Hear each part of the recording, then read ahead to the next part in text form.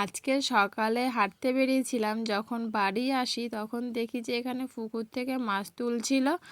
আর এটা ছিল এর কাকুদের পুকুর, বাচ্চাটার, যাকে আমি আর কি টিউশন পড়াই। তো যাই হোক, ওই জন্য গেছিলাম। যদি অন্য কারো পুকুরে মাছ তুলতো তাহলে আর যেতাম না। আর ও তো এগুলো সেরকম দেখতে পায় না, তা ওই বলে যে চলো ওটা একটু দেখি, ভালো লাগে দেখতে এগুলো। যাই হোক, চলে এলাম এখানে মাছ দেখার জন্য। আর এখানে সেরকম অতটা মাছ ওঠেনি, যেটা তোমরা দেখতেই পেলে। দু একটা ছিল বড় বড়, আর বলেছিল যে এর আগে একবার তুলেছিল, তাই হয়তো মাছটা কম হয়েছে। তারপরে আর কি বাড়িতে এলাম। বাড়িতে এসে তো ফ্রেশ হলাম, ড্রেস চেঞ্জ করে। আর সকালে এখানে ব্রেকফাস্ট আমরা করে নিলাম, মানে করে নিয়েছি। আর এখানে করেছিলাম চা, বিস্কুট আর বাটার টোস্ট ছিল। এটা রেগুলার হয়ে গেছে। আমি একটু বাটারটা অল্পটুকু মানে টোস্টের মধ্যে লাগিয়ে খাই, ওকে বেশি করে দিই আমি। ওর নাকি অল্পতে হয় না। আর আমি যেহেতু আমার কি বলবো আর কি, ভুঁড়িটা বেড়ে গেছে এত, না চর্বি কি আর বলবো, তাই আর কি খাওয়া একটু কন্ট্রোলে আমি করছি, হালকা পাতলা। অতটাও করছি না যে একবার ডায়েটিং করবো, সেরকম কিছু ব্যাপার।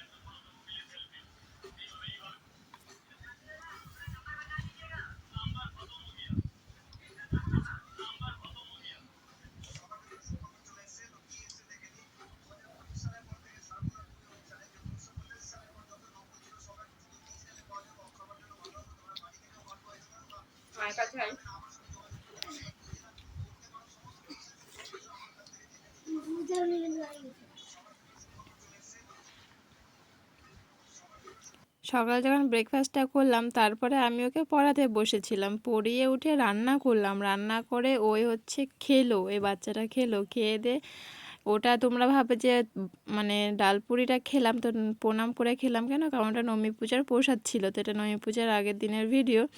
তো আমার শ্বশুরবাড়ি থেকে দিয়ে পাঠিয়েছিল প্রসাদটা, আমার হাজব্যান্ড গেছিলো নিতে, তো ও এনে দিয়েছিল।